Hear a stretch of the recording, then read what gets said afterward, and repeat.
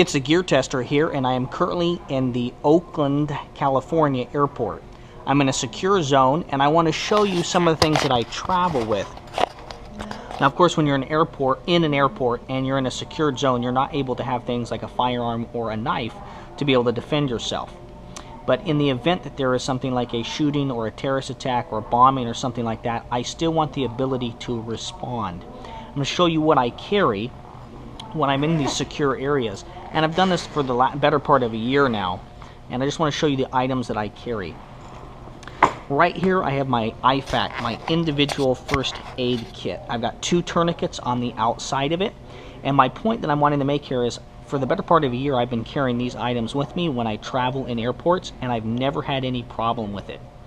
I've never gotten stopped or questioned about it, and so these are the items that you could carry with you when you travel that would allow you to respond in the aftermath of a shooting or terrorist attack or other life-threatening disaster. As you can see here, I've got an individual first aid kit, or an IFAK. I've got 2 tourniquets on the outside of this pouch. This is in my carry-on bag, my little rolly bag. I'm going to open this up here.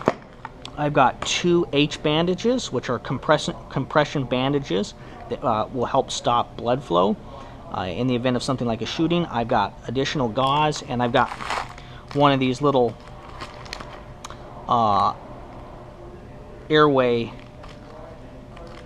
tubes that's going to allow you to put that down someone's nose and open up their breathing passage if they're having a hard time breathing while you work on them. And so I've got this in my pull-behind carry-on bag. In addition to that, I've got a second smaller IFAK in my backpack right here. Okay, so if I pop this open, you can see this here. I have another H bandage, and I have another one of those airway tubes, and some additional gauze there, and then I also have an additional tourniquet here in my backpack. Now, I'm traveling with 3 other individuals here today, and they know about both these IFAKs, or both these sets of medical equipment, one in my pull-along bag and one in my backpack. That's important because in the event of a shooting or bomb or some other disaster, I might be incapacitated or dead, and I would still want people to know that I had these medical components with me so they could save the lives of those around me. And I think that's really important. Why is it important? Why am I going to the work of carrying this stuff? Well, first, it doesn't cost me anything. I already have these components, and I've never ever been stopped or questioned about having medical components like that with me. I have not brought along the needles. I have some needles to do decompression of a lung. I haven't brought those along because I thought that they might have a problem with that. But the tourniquets and H bandages and stuff I haven't had any problem with. So first, nobody has any problems with it.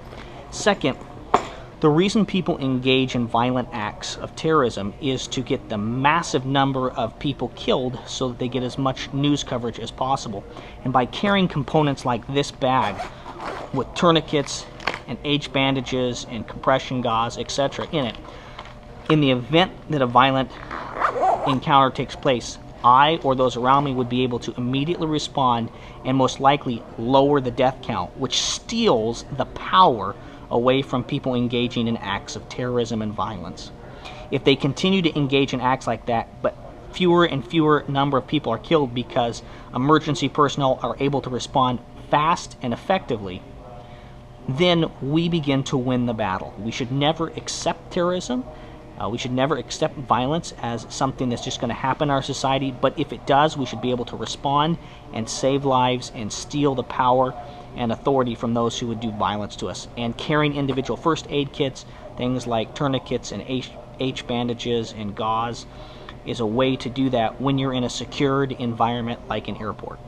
Thank you very much for your views and your subscriptions. If you found this video helpful, I would encourage you to subscribe to my channel for more quality video reviews on the topics of shooting, camping, and survival gear.